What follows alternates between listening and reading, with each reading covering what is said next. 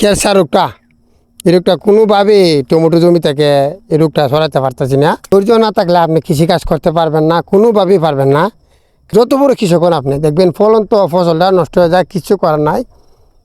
কৃষি কাজ করলে সবসময় যে প্রত্যেকটা জমিতে লাভ করা যাবে এটা কিন্তু না। যাই হোক, যত কিছু হোক তারপর আলহামদুলিল্লাহ আল্লাহ তাআলা শুকরিয়া।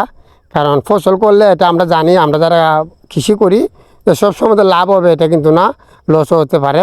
কৃষিকাজ মানে লাভে লসে। আসসালামু আলাইকুম ওয়া রাহমাতুল্লাহি ওয়া বারাকাতুহু। ভাই কৃষি টিভির নতুন একটি ভিডিওতে সবাইকে স্বাগতম। আলহামদুলিল্লাহ, আজকে আপনাদেরকে দেখানোর চেষ্টা করবো আমাদের মঙ্গলতা টমেটো জমিটা। আসলে এই জমিটার টমেটো বর্তমানে আমাদের গরুর খাবার হয়ে গেছে। গরুর খাবার বলতে আমাদের যে ক্যান্সার রোগটা, এই রোগটা কোনোভাবেই টমেটো জমি থেকে এই রোগটা সরাতে পারতেছি না। তাই এখন এই টমেটোগুলা প্রতিদিন বাইরে নিয়ে না আমাদের গরুকে খাওয়ানো হচ্ছে। আসলে আজকে ভিডিওটা আপনাদেরকে দেওয়ার উদ্দেশ্য হলো, কৃষিকাজ করলে আপনাদের সবসময় ফলাইতে পারবেন একটা কৃষি, এটা কিন্তু না। কিন্তু আপনি যত ভালো ওষুধ ব্যবহার করেন, আমি সবসময় এটা বলে আসছি যে আপনি যত ভালো ওষুধ দেন, যত কিছুই দেন, দেখবেন অনেক সময় ব্যর্থ হওয়া লাগে। কারণ আমি যে পরিমাণ ওষুধ দিলাম জমিটাতে, তারপরও আমি ব্যর্থ। এই রোগটা সরাইতে গিয়ে আমি এক পর্যায়ে ব্যর্থ হয়ে গেলাম, কোনোভাবে এই রোগটা সরাতে পারতাছি না।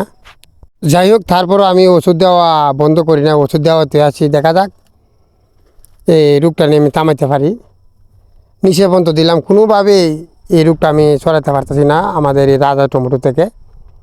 আসলে রাজা টমেটো গায়ে একটু নরম, আর আবহাওয়ার অবস্থা খুবই খারাপ। আমাদের এইদিকে প্রতিদিন কুয়াশা থাকে, কুয়াশার কারণে আরও এই সমস্যাটা কোনোভাবে আমরা দূর করতে পারতেছি না আমাদের এই টমেটো জমি থেকে। যাই হোক, আসলে কৃষিকাজ করলে এটা সবসময় লাভ হইতো, প্রত্যেকটা ফসল ফলানি যেত। কৃষিকাজ করে সবাই কৃষিকাজ করলে ছাড়লো না কেউ। কৃষিকাজ অনেকে ধৈর্য লাগবে, কৃষিকাজ করলে আপনাকে ধৈর্য লাগবে, প্রচুর পরিমাণে ধৈর্য লাগবে। ধৈর্য না থাকলে আপনি কৃষিকাজ করতে পারবেন না, কোনোভাবেই পারবেন না। কারণ কৃষিকাজ মানে ধৈর্য। দেখতে পাচ্ছেন আমাদের ফলন তো ফসলটা নষ্ট হয়ে যাচ্ছে, কিচ্ছু করার নাই। এইভাবেই যত বড় কৃষক হন আপনি দেখবেন ফলন তো ফসলটা নষ্ট হয়ে যায়, কিচ্ছু করার নাই।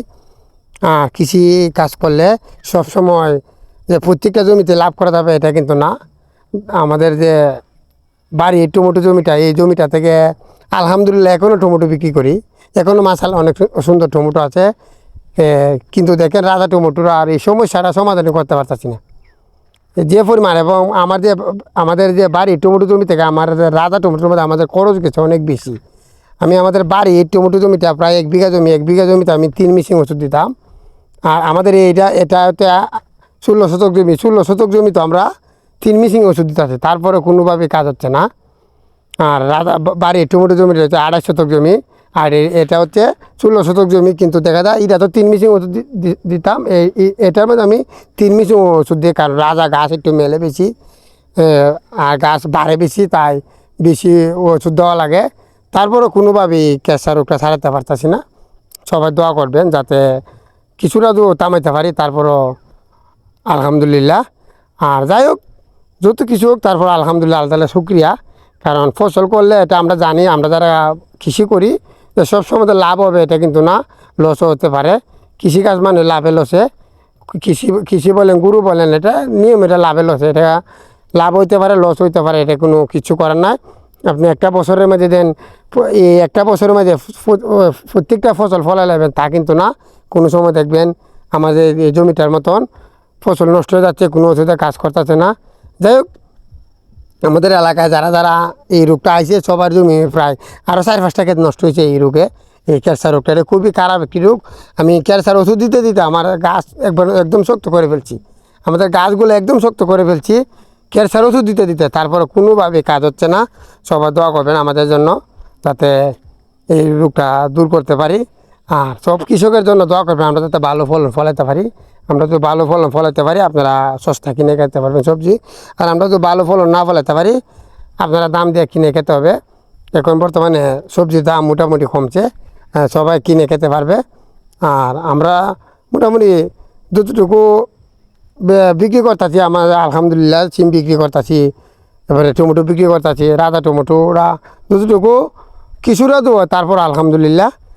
আর আমাদের গরু খাবার হচ্ছে ঠিকই, গরুকে প্রতিদিন না খাওয়াইতেছি। যাই হোক, সবাই দোয়া করবেন। এই বলে আজকে ভিডিওটা এখানে শেষ করে দিলাম। সবাইকে অসংখ্য ধন্যবাদ এত কথা আমার ভিডিওটি দেখার জন্য। আসসালামু আলাইকুম ওয়া রাহমাতুল্লাহি ওয়া বারাকাতুহু।